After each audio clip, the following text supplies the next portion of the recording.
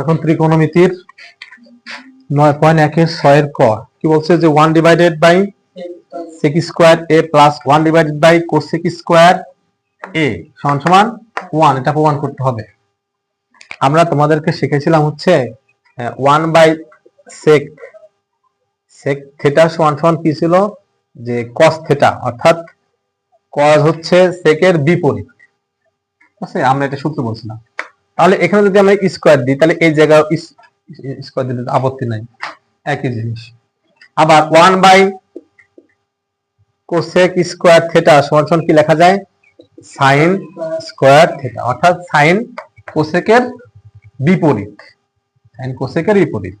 তাহলে আমি কি করব, এই জায়গা মতো আমি হচ্ছে ওই জিনিসটা বসায় দেব।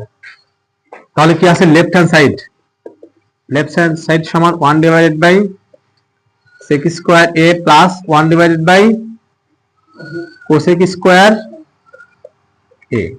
তাহলে কি লেখা যায়, এটুকুর পরিবর্তে কি লেখা যায়, 1 by cosec sec square a মানে কি cos square a plus 1 by cosec square a সমান সমান কি লেখা যায়, sin স্কয়ার a।